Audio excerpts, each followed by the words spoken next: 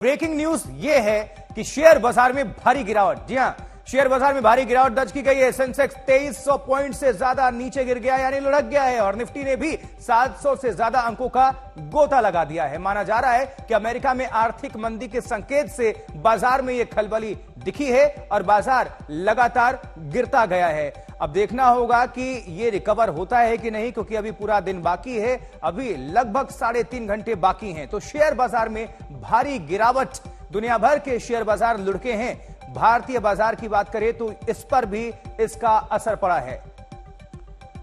और business today के editor शैल भटनागर हमारे साथ जुड़ चुके हैं। शैल, इसकी वजह क्या देखते हैं आप? इसके पीछे सेंसेक्स अगर लुढ़का है और दुनिया भर में इसका असर जो देखने को मिल रहा है, आखिर क्या वजह है? नमस्कार आशुतोष जी, आपका बहुत बहुत आभार, आपने मुझे आमंत्रित किया।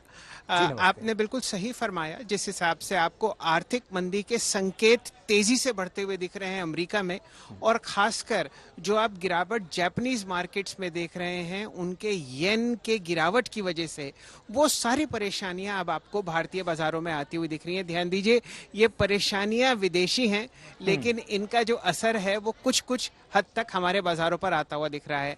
आपने 700 पॉइंट की गिरावट निफ्टी पर जिक्र करी, और आपने लगभग 2,500 अंकों की गिरावट सेंसेक्स पर बताई।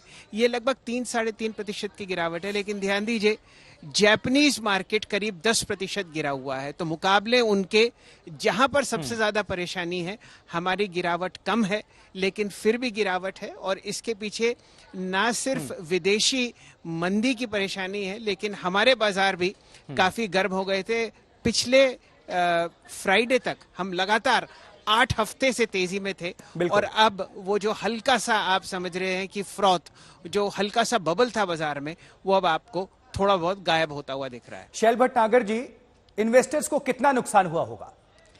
लगभग समझिए कि 11 से 12 लाख करोड़ रुपए का नुकसान आपको मार्केट कैपिटलाइजेशन में फिलहाल होता हुआ दिखा है। और अगर आप अंकों के हिसाब से देखना चाहते हैं तो आप समझिए कि निफ्टी पर फिलहाल हम लोग 700 अंक नीचे हैं। 3-3.5% की गिरावट आपको सेंसेक्स पर आती हुई दिख रही है। इसी तरीके से मिड कैप और स्मॉल कैप इंडेक्स, जो कि निफ्टी से ज्यादा बड़े थे, इसमें आपको ज्यादा गिरावट आती हुई दिख रही है। तो जहां सबसे ज्यादा मुनाफा था, वहां पर सबसे ज्यादा मुनाफा वसूली होती हुई दिख रही है।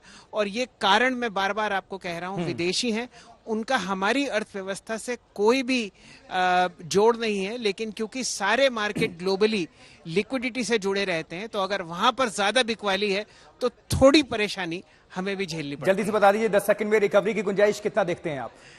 अभी तो नहीं आशुतोष जी, जरा इस गिरावट को थोड़ी देर बाजार बढ़ने दिया जाएगा, और जब तक ये फ्रॉथ जो है बाजार में ये कम नहीं होती, तब तक रिकवरी के चांसेस कम है।